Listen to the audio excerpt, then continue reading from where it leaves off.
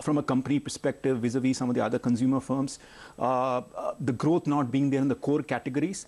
But I think the stock has come off substantially from where we kind of initiated coverage on a year back. So right now, I think there is value in Emami, in our opinion. So it could be a good bet if you take a slightly long-term perspective. So it's trading at something like 18, 20 times FY21 versus like a 40, 50 times for some of the other better consumer names with, I won't say great difference in revenue growth perspective, fairly good EBITDA margins of something like 28, 30%.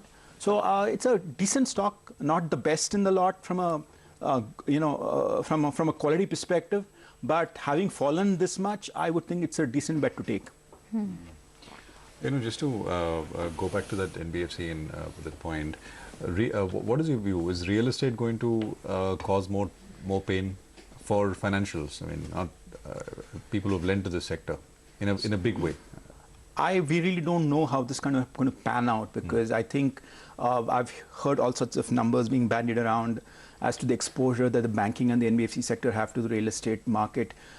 I think one needs to look at where is the core residential real estate market is. I think that facing a lot of problems.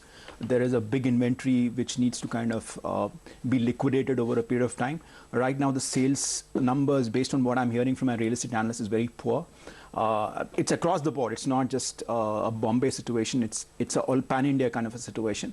So I think there could be something that may potentially come through somewhere down the road, which could probably, and I was talking about, could there be further time bombs ticking in the financial system?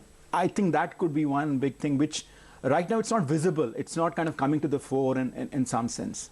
But it's showing up in stock prices. I mean, do you track Piramal Enterprises? No, we do not do that. But yes, I think... I just bring that up because in the context of that name, the only conversation is, well, how they massively overdid exposure to real estate in a very, very big way, and now they're paying the price for it.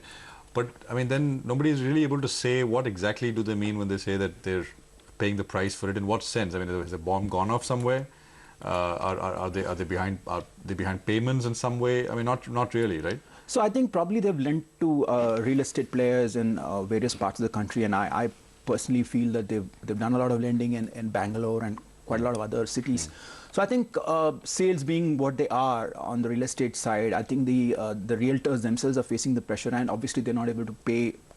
That could be a situation that's kind of developing there. I'm not particularly... No, the point was not so much about Piramal, but essentially... Yeah, I think there could be that situation that's developing. So I think there are players who are taking proactive steps. So I think Piramal is probably taking that step right now, maybe not waiting for things to kind of deteriorate further, sell assets when they can.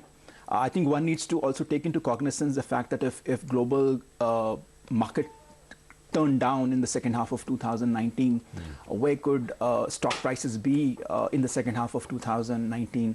I mean, obviously that's dependent a lot on how US growth kind of pans out, and the US-China situation from a tariff perspective is very critical there. So I think probably they're taking that call proactively that, okay, let's liquidate some holdings in various other companies and kind of capitalize our own firm, make it a little stronger. So I think that's what's probably happening on the Piramal front.